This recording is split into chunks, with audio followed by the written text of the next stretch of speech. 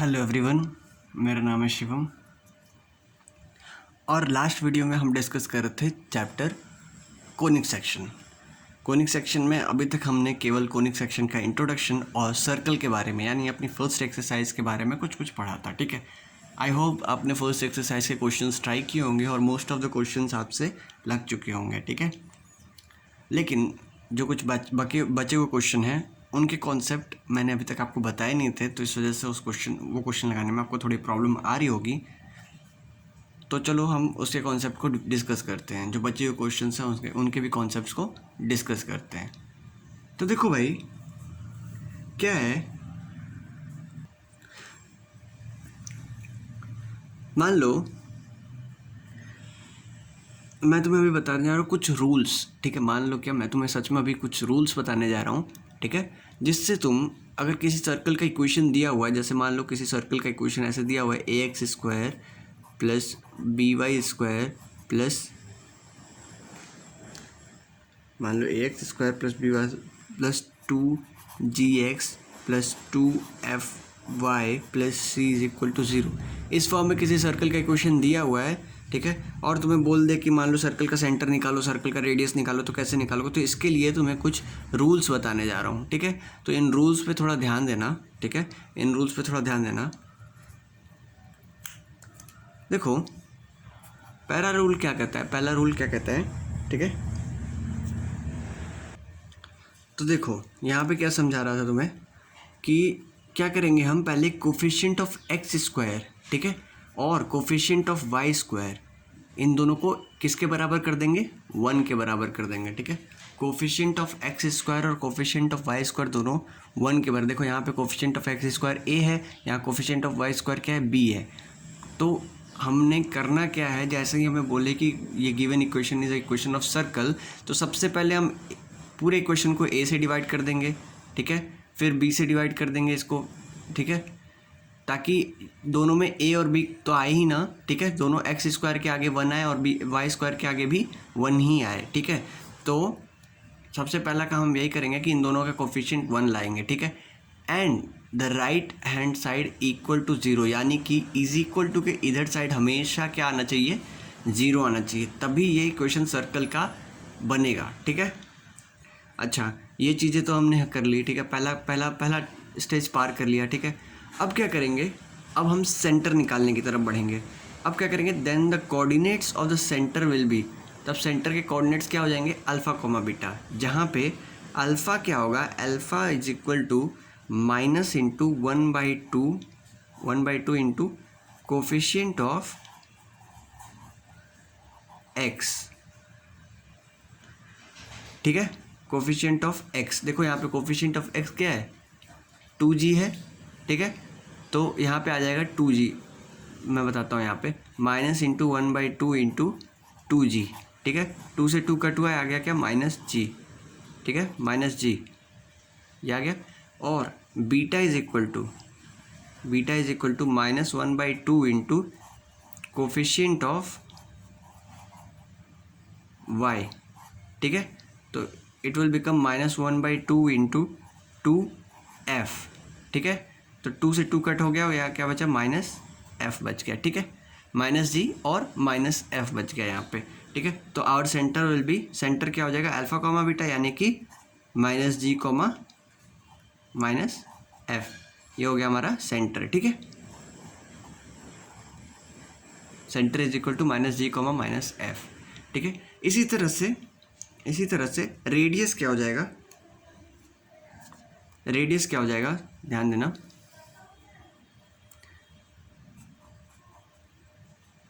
इसी तरह से radius r is equal to under root of α² plus β² minus constant term.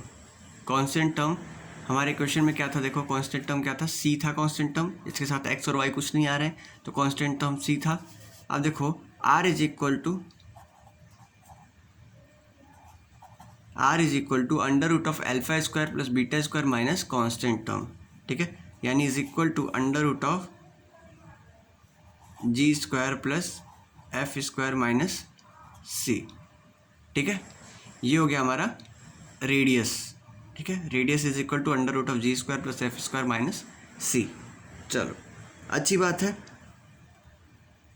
अब देखो, अब हम बात करेंगे, देखो ये चीज़ें तो तुम्हें पता चल गई कि हम रेडियस निकाल लेंगे किसी भी क्वेश्चन से, किसी भी क्वेश्चन से सेंटर निकाल लेंगे। ठीक है, अब सर्कल का नेचर कैसा है, if you have to find the nature of the circle, तो हम क्या करेंगे। ठीक है, तो सर्कल का नेचर फाइंड करने के लिए क्या करना पड़ेगा, तो नेचर ऑफ सर्कल की बात करेंगे। नेचर ऑफ सर्कल,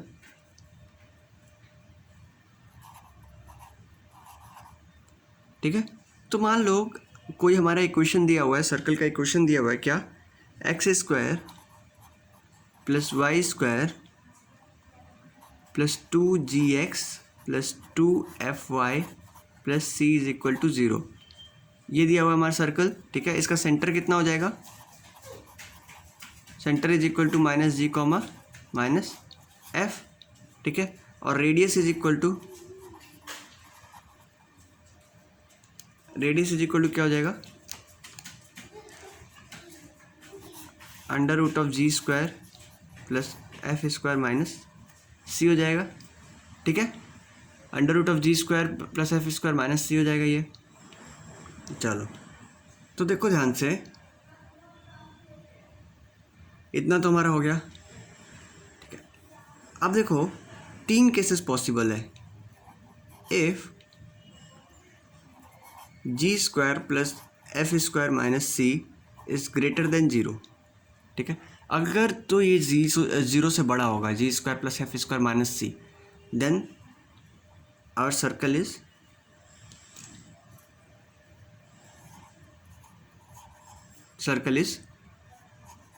रियल, यानी सर्कल जो होगा रियल होगा।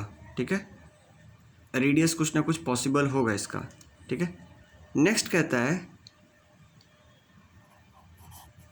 If g square plus f square minus c is equal to 0, तब इस केस में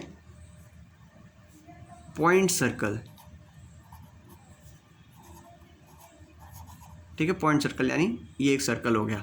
ठीक है, ये एक सर्कल हो गया। ठीक है, पॉइंट सर्कल इज पॉसिबल। अगर g square plus f square minus c is equal to 0 then it is a point circle. ठीक है, g square plus f square minus c is greater than 0 then it is a real circle. और तीसरा case कहता है, तीसरा case हमें क्या बताता है, तीसरा केस हमें बताता है कि if g square plus f square minus c is less than 0, अगर ये 0 से छोटा है तो अंडर रूट के अंदर लाना है इसको, और अंडर रूट के अंदर लाना है तो हमें पता चलेगा अंडर रूट के अंदर जब भी कोई नेगेटिव वैल्यू आती है, 0 से कम वैल्यू आती है, तो क्या होता है, इमेजिनरी। इमेजिनरी हमने कॉम्प्लेक्स नंबर में पढ़ा हुआ है। ठीक है, कि अंडर रूट के अंदर कोई नेगेटिव वैल्यू आ जाती है तो क्या हो जाता है, इमेजिनरी सर्कल। ठीक है, ठीक है, यानी रेडियस इमेजिनरी हो जाएगा तो सर्कल भी क्या हो जाएगा, इमेजिनरी हो जाएगा। तो तीनों केसेस हमें पता चल गए कि अगर g square plus f square minus c is greater than 0 then it is, then circle is real. G square plus f square minus c is equal to 0 then circle is a point circle. Then g square plus f square minus c is less than 0 then it is a imaginary circle. अब एक और term आता है that is called our concentric circle. ठीक है, अब concentric circle क्या होता है भाई,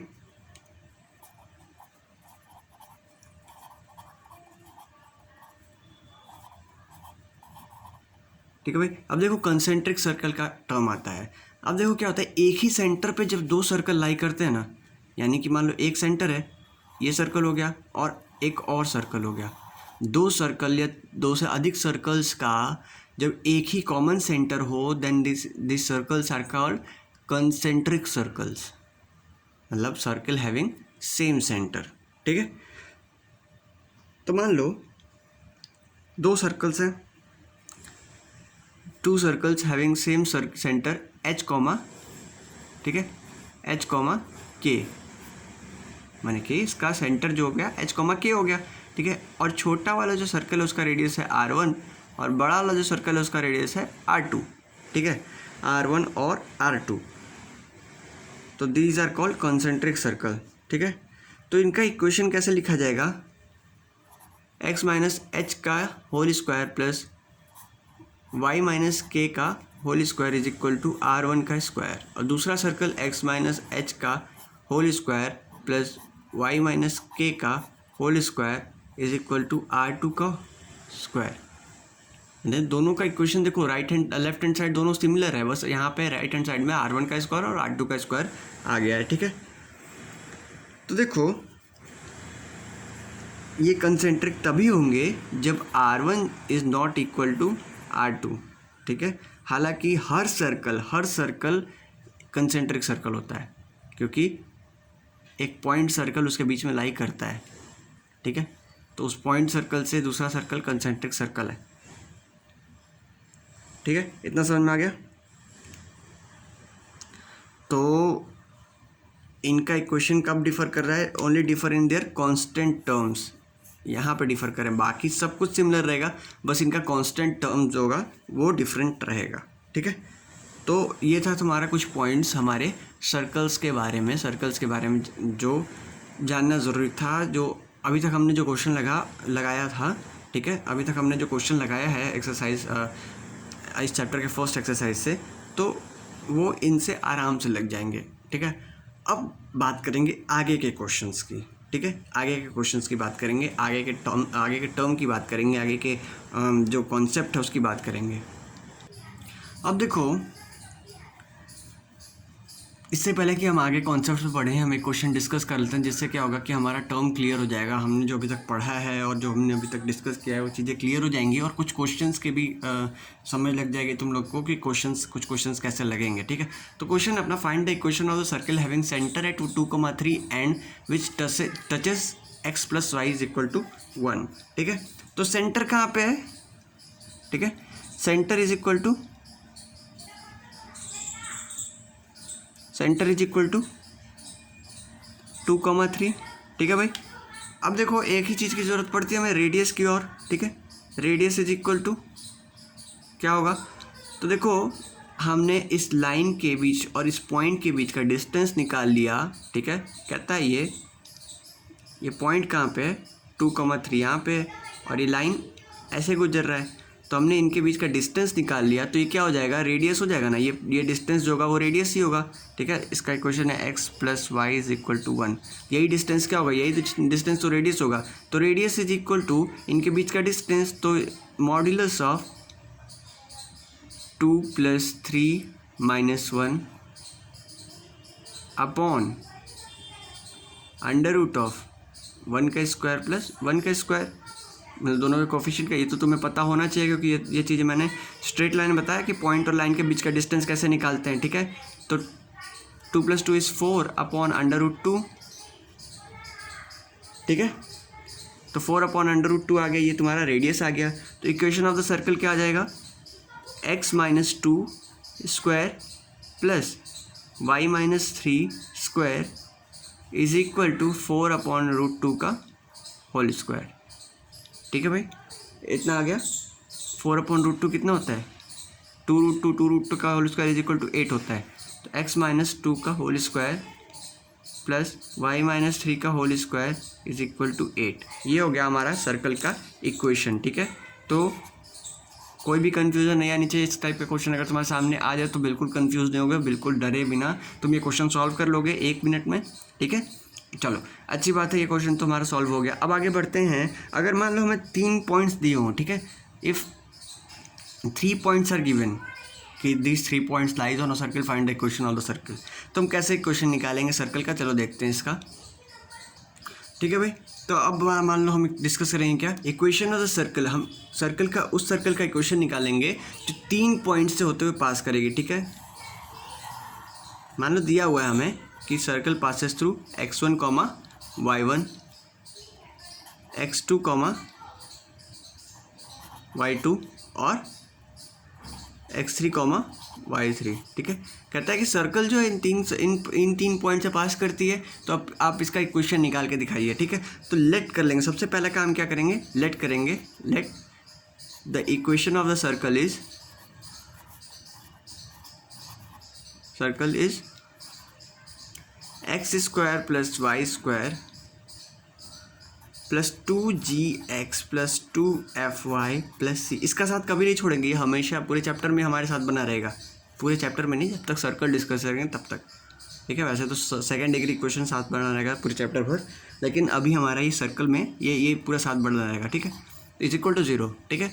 अब हमें क्या पता नहीं है, यहाँ पे जी पता नहीं है, एफ पता नहीं है और सी पता नहीं है, और हमें 3 पॉइंट्स दिए हुए हैं, ठीक है। तो हम क्या करेंगे, पुट करेंगे circle 1 is equal to x1 y1 पे, तो x1 का स्क्वायर प्लस y1 का square plus 2gx1 plus 2f(y1) plus c is equal to 0। ये x1 y1 पे हो गया।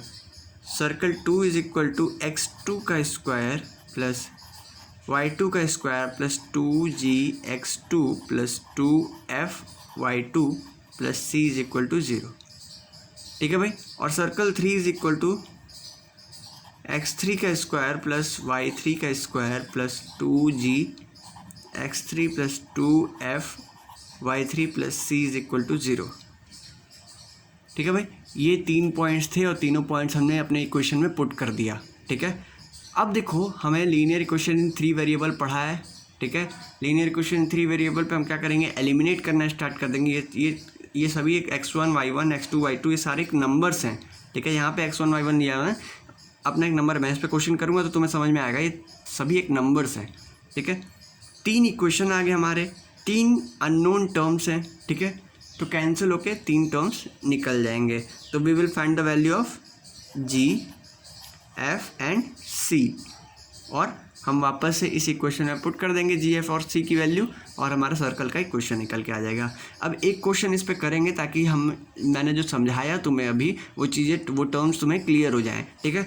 तो ध्यान देना, ठीक है भाई। ये अपना क्वेश्चन है, find the equation of the circle which passes through 0,0, यानी कि जो 0,0 से पास हो रहा है और एक्स एक्सिस और वाई एक्सिस पे इंटरसेप्ट कितना बना रहा है, ए और बी। तो डायग्रामेटिकली इसको समझेंगे, डायग्राम से समझेंगे। डायग्राम क्या बोलता है, कहता है सर्कल कुछ ऐसा है, ठीक है। सर्कल कुछ ऐसा है, ये पॉइंट कितना हो गया, a,0, ठीक है। ये पॉइंट कितना हो गया 0,b, ठीक है। और ये पॉइंट कितना हो गया 0,0, ठीक है। ये 3 पॉइंट्स आ गए, ठीक है। और ये पॉइंट हो गया, ये सेंटर हो गया इसका, ठीक है। h, के मान लो, कुछ भी मान लो, ये सेंटर हो गया इसका। तो 3 पॉइंट्स हमें निकल के आ गया। अभी हमने पढ़ा 3 पॉइंट का कंडीशन। तो मान लेते हैं अपने सर्कल का इक्वेशन क्या हो गया, ठीक है। चलो सॉल्व करते हैं इसको। तो मान लेते हैं हम सर्कल का इक्वेशन क्या होगा, let the equation of the circle be x square plus y square plus 2gx plus 2fy plus c is equal to 0, ठीक है। ये हमारे सर्कल का इक्वेशन हो गया, ठीक है। अच्छा, सर्कल का इक्वेशन ये आ गया, तो हम क्या निकालेंगे अब हम निकालेंगे इससे पुट करेंगे, ठीक है। C1 निकालेंगे, C1 एट 0,0 पे C1 क्या निकल के आएगा, is equal to x y की जगह 0,0 रखो तो आएगा 0 का स्क्वायर प्लस 0 का square plus 2g 0 plus 2f into 0 plus c, तो टोटल c निकल के आया, ठीक है। At 0,0 C1 is equal to c निकल के आया। ये क्वेश्चन फर्स्ट मान लेते हैं, ठीक है भाई। इतना समझ में आ गया। अब देखो सेकंड इक्वेशन क्या कहता है, C2 एट a,0, ठीक है। तो a स्क्वायर प्लस 0 का square plus 2ga plus 0 plus c is equal to, ये क्या आ जाएगा, a square plus 2ag plus c is equal to 0, ठीक है। और ये सेकंड इक्वेशन हो गया। थर्ड इक्वेशन C3 क्या कहता है, एट 0,b पे C3 क्या कहता है, 0 plus b square plus 2g into 0 plus 2ba plus c is equal to 0, ठीक है।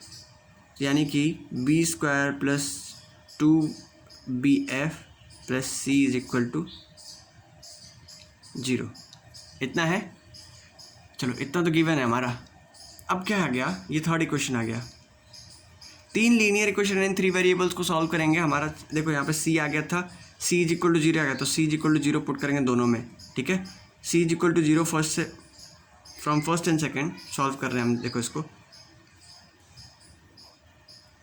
फ्रॉम फर्स्ट एंड सेकेंड, ठीक है। फर्स्ट और सेकेंड से हमने क्या देखा कि c इज इक्वल टू 0 था, तो a² plus 2ab is equal to 0, ठीक है। तो g is equal to minus a/2 आ गया। Similarly from first and third, ठीक है, फ्रॉम फर्स्ट एंड थर्ड हमने क्या देखा कि b² plus 2bf is equal to 0, therefore f is equal to minus b/2, ठीक है। तो सर्कल का सेंटर कितना हो गया, -g, -f होता है, -g, -f सेंटर होता है, तो सर्कल का सेंटर हो गया a/2, p/2, ये हो गया सर्कल का सेंटर, ठीक है। सिमिलरली रेडियस निकाल लेंगे, radius is equal to √g² plus f² minus c, it will become √g² यानी कि a²/4 प्लस b²/4 माइनस 0, ठीक है। तो it will become √a² plus b²/2, ठीक है। ये हो गया सर्कल का रेडियस, ठीक है।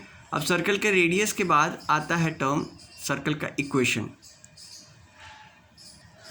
सर्कल का इक्वेशन निकालना इज योर होमवर्क, ठीक है। इक्वेशन तुम लोग खुद से निकालोगे, वो तुम्हारा होमवर्क है। मैंने 90% काम कर दिया है, इवन 95% काम कर दिया है। अब 5% जो तुम लोग सीखा है वो तुम लोग अप्लाई करोगे इस पर।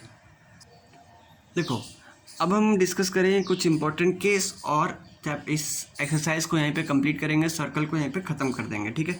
तो कुछ इंपॉर्टेंट केस में क्या आता है कि equation of the circle which typical conditions, ठीक है, इक्वेशन ऑफ द सर्कल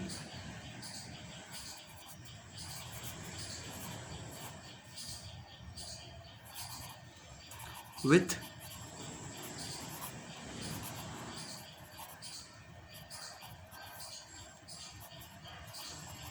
ठीक है, with typical conditions.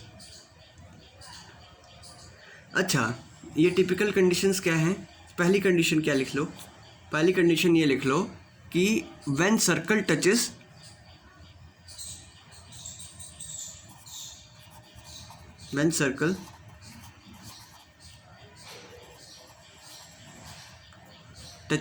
X axis, अगर सर्कल केवल एक्स एक्सिस को टच कर रही है तो क्या होगा, ठीक है। तो ध्यान देना,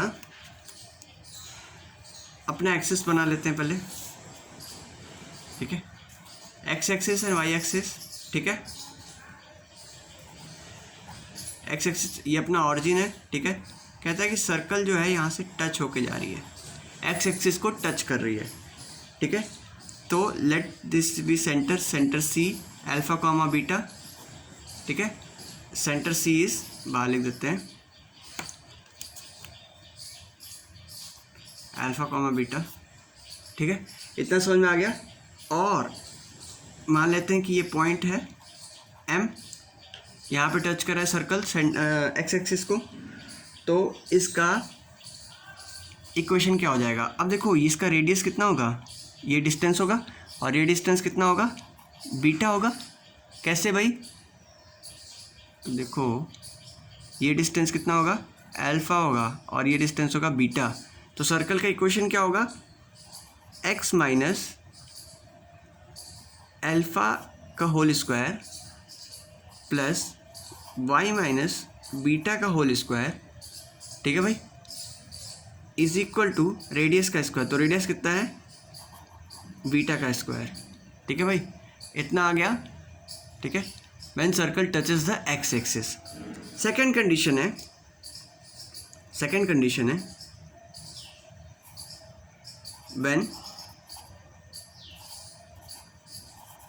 when circle touches y axis. जब सर्कल वाई एक्सिस को टच करेगी तब क्या होगा? तो देखो भाई, सर्कल जब वाई एक्सिस को टच करेगी तो वापस से वही काम करते हैं, डायग्राम बना लेते हैं, डायग्राम से समझने में थोड़ा सा आसान रहेगा, ठीक है। तो जब सर्कल वाई एक्सिस को टच करेगा तो देखो भाई, ये अपना एक्सिस हो गया, एक्स एक्सिस और वाई एक्सिस, ठीक है। और सर्कल कुछ हमारा ऐसा बनेगा, ठीक है। This is our alpha comma beta, centre c, ठीक है। Centre c alpha comma beta हो जाएगा। अब देखो ये जो डिस्टेंस होगा कितना होगा, बीटा, और ये जो डिस्टेंस होगा वो क्या होगा, अल्फा, ठीक है। तो देखो सर्कल के किसी पॉइंट से इसका डिस्टेंस कितना है, अल्फा है, सेंटर का डिस्टेंस कितना है, अल्फा है। तो अब इस केस में इक्वेशन क्या हो जाएगा, x माइनस अल्फा का whole square plus y minus beta का whole square is equal to alpha square, ठीक है भाई। ये केस हो गया, ये सेकंड केस हो गया। अब कहता है कि अगर सर्कल दोनों एक्सिस को टच करेगा, अल्फा मतलब कि एक्स एक्सिस और वाई एक्सिस दोनों को टच करेगा, तब क्या होगा, तब देखते हैं भाई, तब उसके लिए स्पेशल केस बनेगा, ठीक है। तो कंडीशन लिख लेते हैं,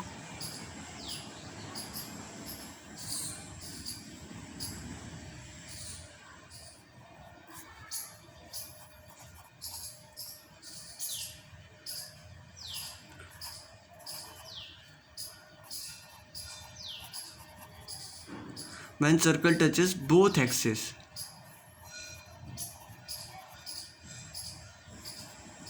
ठीक है। जब सर्कल दोनों एक्सिस को टच करेगा तो क्या होगा। तो देखो भाई इसमें इसको भी डायग्राम से पहले समझेंगे, ठीक है। डायग्राम क्या कहता है कि ये हो गया हमारा दोनों एक्सिस, ठीक है। एक्स एक्सिस है, वाई एक्सिस, ठीक है। और कहता है कि सर्कल हमारा ये टच कर गया ऐसे, ठीक है। सर्कल हमारा ऐसे टच करके गया, ये हो गया हमारा सेंटर सी, ठीक है। उस अब देखो यहाँ से जो डिस्टेंस होगा, यहाँ पे रेडियस होगा ये भी, और ये भी रेडियस होगा, तो दोनों डिस्टेंस से बराबर है। तो यहाँ पे सेंटर हो गया अल्फा कॉमा अल्फा, ठीक है। ध्यान से देखो, ये जो डिस्टेंस होगा अल्फा होगा, और ये भी डिस्टेंस कितना होगा, अल्फा होगा, ठीक है। दोनों डिस्टेंस बराबर होगा। अब ध्यान से देखना, इस केस में सर्कल का इक्वेशन कैसे लिखेंगे। तो देखो x माइनस अल्फ़ा का whole square plus y minus alpha का whole square is equal to radius का स्क्वायर। तो रेडियस कितना है, अल्फ़ा का स्क्वायर, ठीक है भाई। इतना हो गया। चलो अब नेक्स्ट केस आता है कि जब सर्कल x एक्सिस को अल्फ़ा कॉमा 0 पे टच करे, ठीक है, लेकिन y एक्सिस पे इंटरसेप्ट बनाए कितना, 2l लेंथ का, तो क्या करेंगे। ये स्पेशल केस है, देखो इसको ध्यान से धैर्य से समझना पड़ेगा, ठीक है। तो एक काम करते हैं, इसको हम क्या करते हैं, नेक्स्ट वीडियो में डिस्कस करते हैं कि अगर सर्कल टच करेगा दोनों एक्सिस को तो क्या होगा, ठीक है। सॉरी, दोनों एक्सिस को टच नहीं करेगा, एक सर्कल को टच कर, एक एक्सिस को टच करेगा और दूसरे एक्सिस पे इंटरसेप्ट बनाएगा 2l लेंथ का, तो ठीक है। तो मिलते हैं नेक्स्ट वीडियो में, तब तक ये चीज़ें रिवाइज कर लेना, ये चीज़ें अच्छे से कर लेना, ताकि तुम्हारा पूरा एक्सरसाइज कंप्लीट हो जाए, ये वाला पहला एक्सरसाइज, ठीक है। और नेक्स्ट वीडियो में हम पैराबोला डिस्कस करेंगे, ताकि पैराबोला पूरा कंप्लीटली डिस्कस कर लेंगे, ठीक है। चलो, थैंक यू।